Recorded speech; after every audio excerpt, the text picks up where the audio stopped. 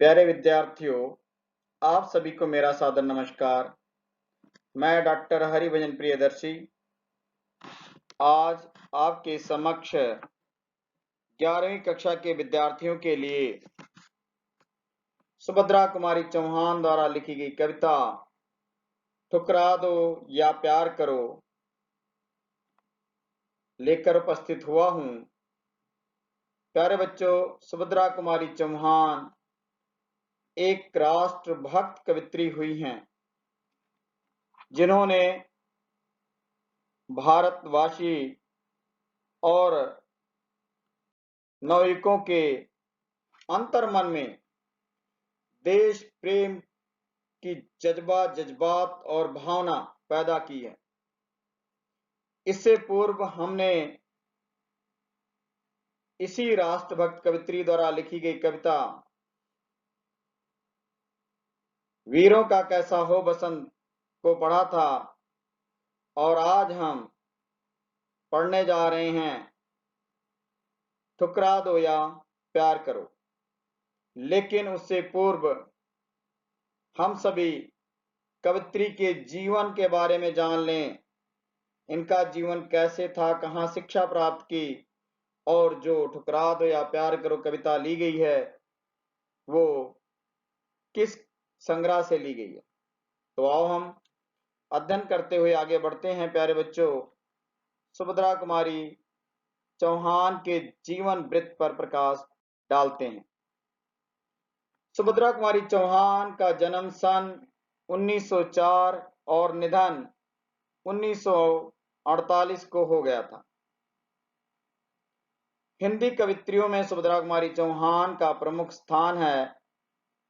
काव्य के क्षेत्र में इन्होंने राष्ट्रीय और नारी हृदय की अनुभूति से अपनी कल्पनाओं का श्रृंगार किया है। इनका जन्म सन 1904 की नाग पंचमी को प्रयाग के निहालपुर मोहल्ले में हुआ था।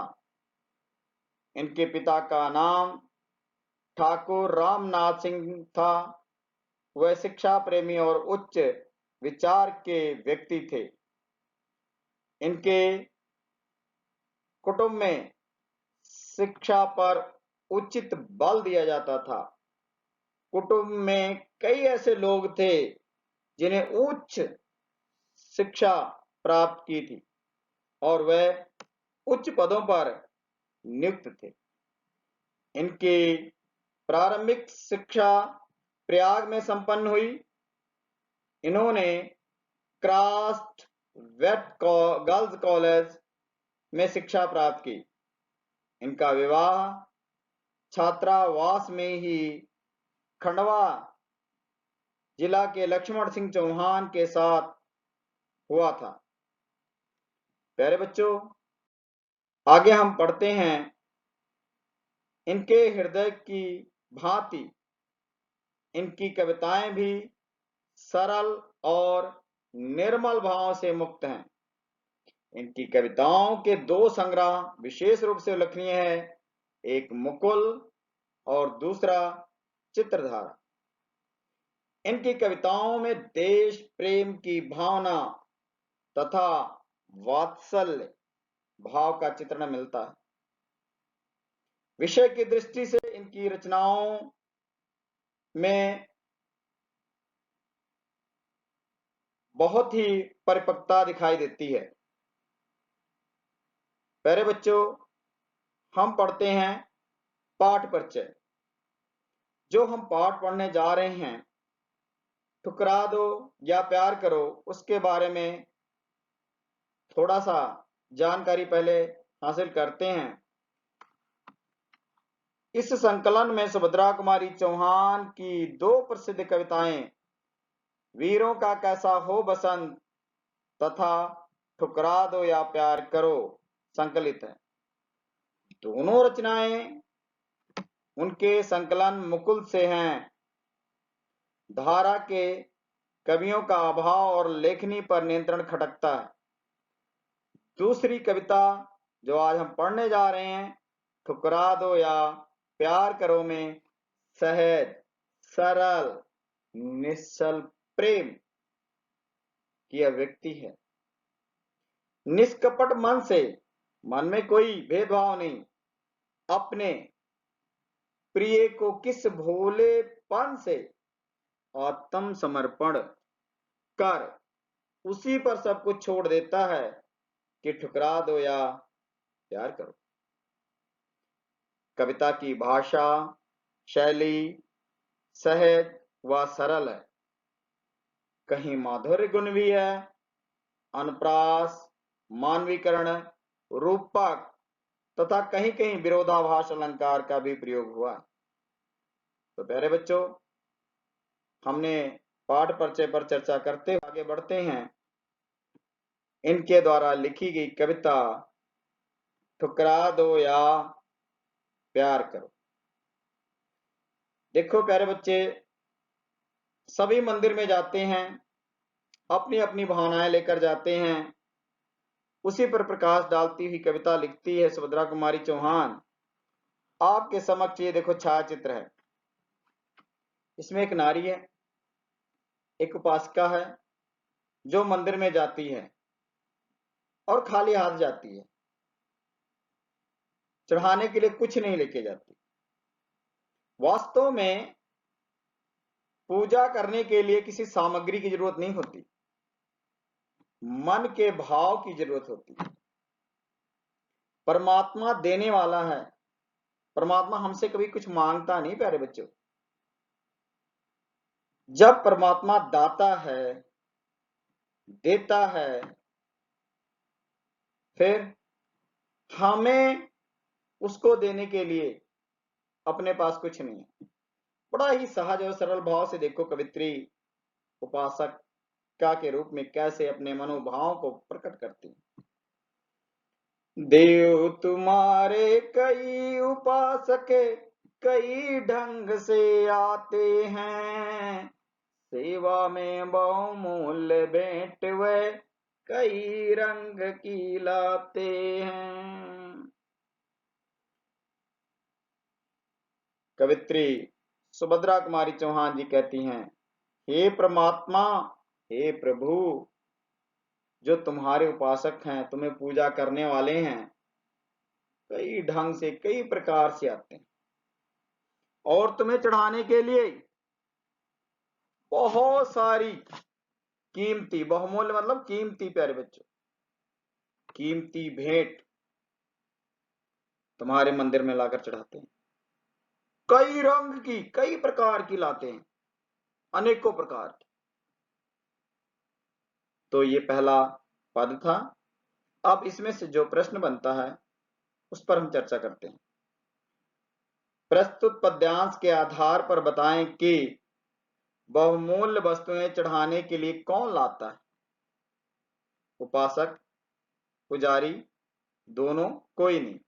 तो प्यारे बच्चे, पहली ही पंक्तियां में हमारा उत्तर है उपासक। तो हमारा उत्तर क्या हो गया? उपासक। ध्यान से देखते चलो, मैं आपको समझाता जाऊंगा। उपासक, ये हमारा उत्तर हुआ। चलो अगले पद की ओर चलते हैं, अगले पद्यांश की ओर चलते हैं प्यारे बच्चों। धूमधाम से साज बाज से वह मंदिर में आते हैं, मुक्तामणि बहुमूल्य वस्तुएं लाकर तुम्हें चढ़ाते हैं। मैं हूं गरीबनी ऐसी, मैं हूं गरीबनी ऐसी, जो कुछ साथ नहीं लाई, फिर भी साहस कर मंदिर में पूजा करने को आई, पूजा करने को आई। क्या बात है प्यारे बच्चों, कवित्री कह रही है बड़े धूमधाम से लोग आते हैं आपके मंदिर में। कैसे आते हैं? बड़े धूमधाम। मुक्ता, हीरे, पन्ने, मोती, जवाहरात, बहुमूल्य वस्तुएं लाकर क्या करते हैं? तुम्हारे चरणों पर चढ़ाते हैं।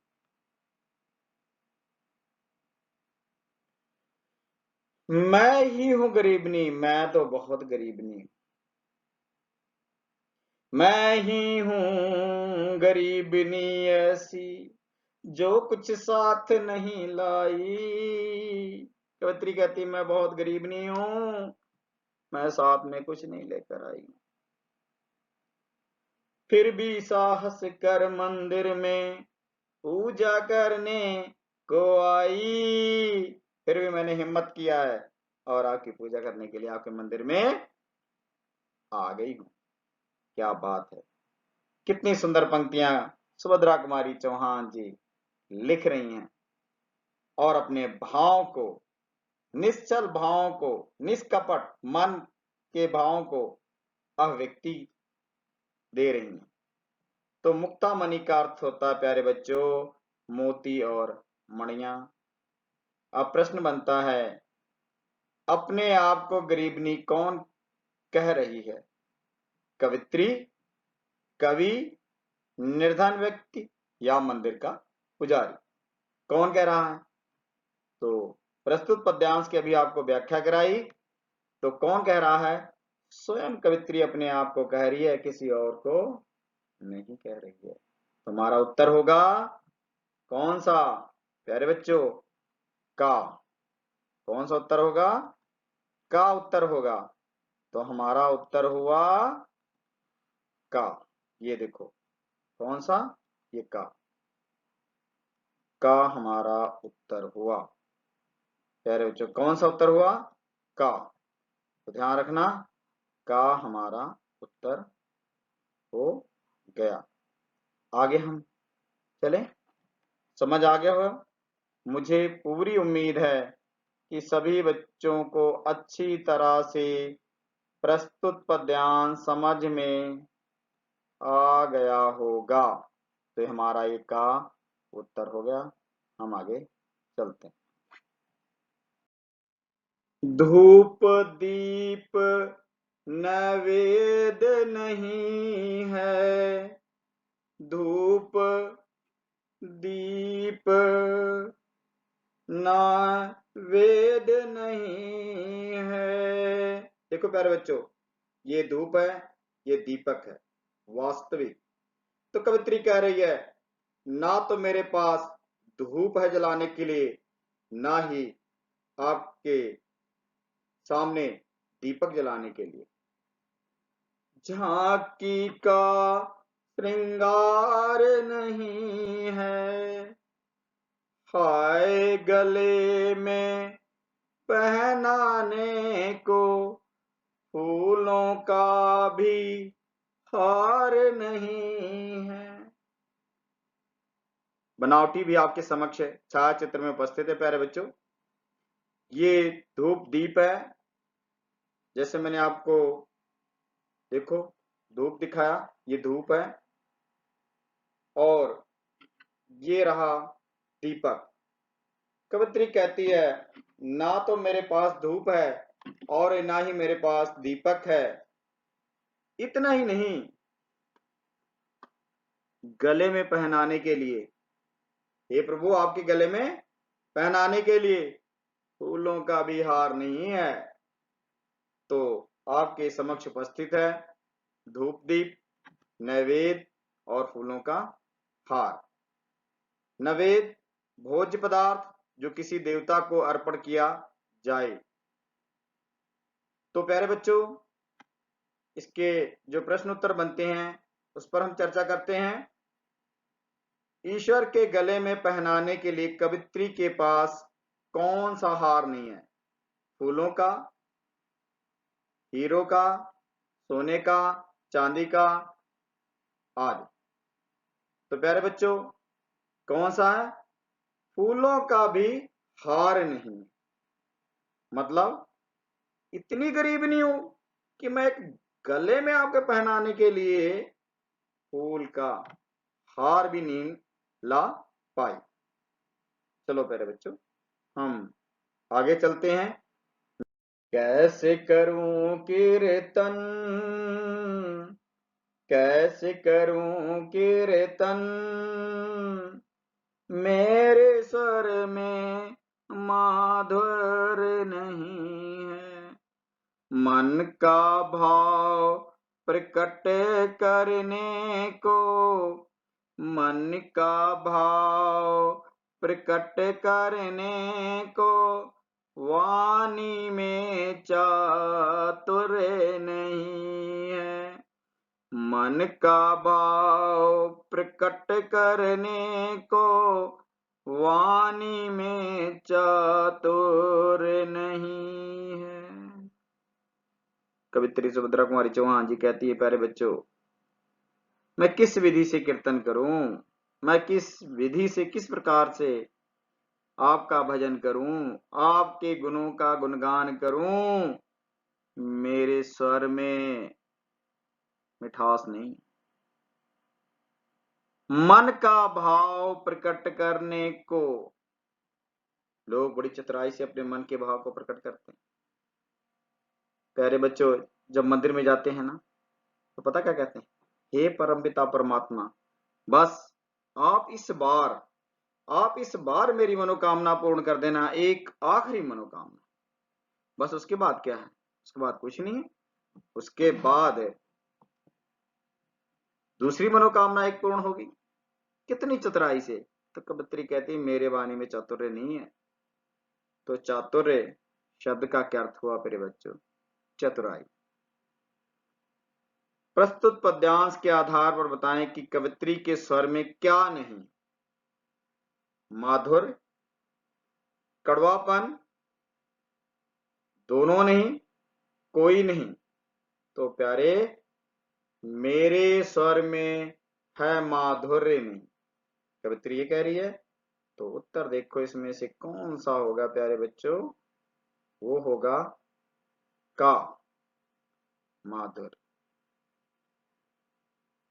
चातुर्य शब्द का क्या अर्थ है? प्रस्तुत पद्यांश के आधार पर बताएं कि कवित्री की वाणी में क्या नहीं है। प्रश्न बड़े ध्यान समझने वाली है बात बेटे। चातुर्य का अर्थ भी बताना आपने, और प्रस्तुत पद्यांश के आधार पर बताना है कवित्री की वाणी में क्या नहीं है। तो पंक्ति देखो, मन का भाव प्रकट करने को वाणी में क्या नहीं है? चातुर्य नहीं है, चतुराई नहीं है। चातुर्य का अर्थ बता दिया ऊपर आपको, चतुराई, और यहां पर उसकी वाणी में क्या नहीं है? चातुर्य। तो ये आपका क्या होगा प्यारे बच्चों? ये आपका बन गया उत्तर इस पद्यांश का। आगे चलते हैं प्यारे बच्चों, चलो। नहीं दान नहीं दक्षिणा, नहीं दान नहीं दक्षिणा, खाली हाथ चली आई। पूजा की विधि नहीं जानती, फिर भी नाथ चली आई। नहीं दान नहीं दक्षिणा, हाथ में क्या रखा जाता? पंडितों के, विद्वानों के, मंदिर में पुजारी के दक्षिणा देते हैं ना। तो कवित्री कहती है, हे प्रभु, मेरे पास देने के लिए दान नहीं है, ना ही मैं कोई दक्षिणा दे सकती हूँ किसी को यहां आकर मंदिर में आके। मैं तो खाली हाथ आया हूं, ये देखो पूरे खाली हाथ, कुछ भी नहीं। कवित्री कहती है, और तो बात छोड़ो, पूजा की विधि नहीं जानती, फिर भी नाथ चली आई। पूजा की थाली में तरह तरह के फूल, पकवान, हीरे, पन्ने, जवाहरात सजा करके हम मंदिर में जाते हैं। माता की या जिसको भी हमारे आराध्य देव हैं, जिसको भी हम मानते हैं प्यारे बच्चों, उनकी पूजा करते। पुजारी विधिवत पूर्वक पूजा करवाता है, और जब पुजारी विधिवत पूर्वक पूजा कराता है तभी हम फलित होते हैं, तभी पूजा का कोई फायदा होता है। तो पूजा की विधि नहीं जानती, कवित्री कह रही मैं तो पूजा की विधि को भी नहीं जानती, फिर भी नाथ चली आई। फिर भी परमपिता परमात्मा, मैं आपके मंदिर में चली आई हूं। पूजा और पूजा पाप प्रभुवर, पूजा और पूजा पा प्रभुवर, इसी पुजारिन को समझो। पूजा और पूजा पा प्रभुवर, इसी पुजारिन को समझो। दान दक्षिणा, दान दक्षिणा और निछावर, इसी भिखारिन को समझो। इसी भिखारिन को समझो। कवित्री कह रही थी पूजा और जो पूजा की सामग्री होती है प्यारे बच्चों, पूजापा देखो हमने लिखा भी है। पूजापा क्या अर्थ होता है प्यारे बच्चों? पूजा की सामग्री। तो कवित्री कहती पूजा और पूजा की सामग्री हे मेरे प्रभु और हे मेरे ईश्वर, इसी पुजारिन को समझो, मुझे ही समझो आप, मैं ही हूं, सब कुछ मैं। दान दक्षिणा और न्यौछावर, इसी भिखारिन को समझो। अपने आप को ही दान कह रही है, अपने आप को ही दक्षिणा के लिए न्यौछावर कर रही है और कह रही है इसी भिखारिन को समझो। कितना सरल भाव, स्वभाव, सहज भाव से प्रकट किया अपने मनोभावों को कवित्री सुभद्रा कुमारी चौहान जी ने। प्यारे बच्चों, तो इस प्रकार हम कविता पढ़ रहे हैं सुभद्रा कुमारी चौहान, और सभी बच्चे आनंद विभोर हो रहे हैं। ठीक है, तो हम आगे चलते हैं प्यारे बच्चों, अगली पंक्तियों को लेते हैं, अगले पद को लेते हैं और पढ़ते हैं सुभद्रा कुमारी चौहान की लाइन। मैं उन्मत्त प्रेम की लोभी, हृदय दिखाने आई हूं। मैं उन्मत्त प्रेम की लोभी, हृदय दिखाने आई हूं। जो कुछ है वो यही पास है, इसे चढ़ाने आई हूं। क्या बात, क्या बात है सुभद्रा कुमारी चौहान, आपकी कोई भी तुलना नहीं किसी से। मैं उन्मत्त प्रेम की लोभी, हृदय दिखाने आई हूं। जो कुछ है वो यही पास है, इसे चढ़ाने आई हूं। कवित्री कहती है मैं तो मतवाली हूं, मैं प्रेम की लालची हूं, मैं प्रेम की लोभी हूं, लोभी लालची, और मैं अपना हृदय दिखाने आई। आपको पता है जब एक बार हनुमान जी से पूछा गया कि आप भगवान राम को कितना प्यार करते हो, तो उन्होंने अपना सीना खोल कर दिखा दिया था कि राम और सीता हमारे हृदय में बसे। तो ठीक उसी प्रकार कवित्री कहती है हे प्रभुवर, हे परमपिता परमात्मा, मैं आपको अपना हृदय दिखाने आई हूं कि मैं आपसे कितना सच्चा प्यार करती हूं, कितना सच्चा स्नेह है हमारा, और जो कुछ है वो मेरा तन ही है, मेरा शरीर ही है, और मैं अपने शरीर को, पूरे शरीर को चढ़ाने के लिए यहां आई हूं। तो देखो कितनी बड़ी बात कह रही कवित्री। और ऐसा कोई भक्त जो अपने आप को परमात्मा के आगे चढ़ा रहा हो, वो कितना निश्चल भाव से अपने विचारों को व्यक्त कर रहा है। प्यारे बच्चों, तो इसमें से जो प्रश्न बनते हैं हम उसको भी हल करें, क्योंकि पेपर में क्या आना, एक पद्यांश दे दिया जाएगा। ठीक इसी प्रकार ये देखो, ये पद्यांश आ गया, नीचे प्रश्न बना दिया जाएगा। अगर आपको व्याख्या समझ में आई है तो आप उत्तर लिख दोगे, नहीं तो नहीं। इसीलिए कहता हूं व्याख्या को समझते चलो। चलो करते हैं हम।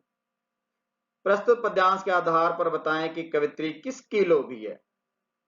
बहुत अच्छा प्रश्न है बेटा। पहली लाइन में किसकी लोभी है? प्रेम की लोभी। तो यहां उत्तर होगा प्रेम की, घृणा की, मोह की, माया की। प्यारे बच्चों किसकी होगी बताओ? प्रेम। प्यारे बच्चों, हम अंतिम पद पढ़ने जा रहे हैं, और इसमें देखो कवित्री किस प्रकार से अपने सहज और सरल स्वभाव का वर्णन करती हुई उस परमपिता परमात्मा को अपना सर्वस्व न्यौछावर करने के लिए तैयार है। तो कवित्री कहती है, चरणों पर अर्पित है इसको, चाहो तो स्वीकार करो, ये तो वस्तु तुम्हारी ही है, ठुकरा दो या प्यार करो, ठुकरा दो या प्यार करो। सुभद्रा कुमारी चौहान अपने अंतिम पंक्तियों में अपना सर्वस्व न्यौछावर करने के लिए कहती हैं। वह लिखती हैं, हे परमपिता परमात्मा, ये जो मेरा तन है, मन है, धन है, सब आपका दिया है और मैं आपके ही चरणों में इसको अर्पित करती हूँ, अर्पण करती हूँ और मैं इसको आपके चरणों में चढ़ाती। चाहो तो स्वीकार करो, आगे आपकी इच्छा है,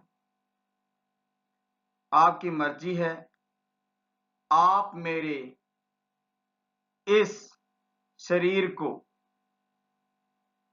स्वीकार करें या ना करें, ये तो वस्तु तुम्हारी ही है। प्यारे बच्चों, जैसा कि हम सभी कहते हैं कि हम परमपिता परमात्मा की संतान हैं और उस परमपिता परमात्मा ने हमें पैदा किया। हमने जो कुछ लिया वो यहीं लिया। हम जब जाएंगे इस पृथ्वी से तो कुछ भी लेकर नहीं जाएंगे। खाली हाथ आए थे, खाली हाथ जाएंगे। आदमी आजीवन ना जाने कितने धन दौलत के चक्कर में पड़ा रहता है, ठगी मारता है, बेईमानी करता है, लेकिन अंतिम वक्त खाली हाथ जाता है। तो कवित्री भी यही कहती है, हे प्रभु, ये तो वस्तु तुम्हारी ही है, तुमने मुझे पैदा किया, अपने कर्म को मैंने यहां आकर किया और इसीलिए आपको वापस करने आया हूं, आपके चरणों में अर्पित करने आई हूं। अब ये आपकी इच्छा है कि आप इसे ठुकरा दो या मुझसे आप स्नेह करो। तो प्यारे बच्चों, कितने सहज और सरल भाव से कवित्री सुभद्रा कुमारी चौहान ठुकरा दो या प्यार करो कविता को लिखा है और अपने निश्चल भाव को अभिव्यक्ति दी है। तो प्यारे विद्यार्थियों, मैं उम्मीद करता हूं कि आज आप सभी को ठुकरा दो या प्यार करो कविता अच्छी तरह से समझ में आ गया होगा और परीक्षा के दौरान जो भी प्रश्न आएंगे आप सभी उनको सहजता से हल कर पाएंगे। इतना ही नहीं प्यारे बच्चों, मैंने प्रस्तुत कविता में जितने भी कठिन शब्द आए हैं उनको भी आपको बताता चला आया हूं। तो मुझे उम्मीद है इससे आपके हिंदी के शब्दकोश में भी बढ़ोतरी होगी। तो आज हम यहीं विराम करते हैं। हम दूसरी बार अन्य पाठ के साथ आपको मिलूंगा। तो प्यारे बच्चों, आप सभी का हार्दिक धन्यवाद। आप सभी के उज्जवल भविष्य की शुभकामना करता हूं। आप सभी दिन दूनी रात चौगुनी उन्नति करें, तरक्की करें। धन्यवाद।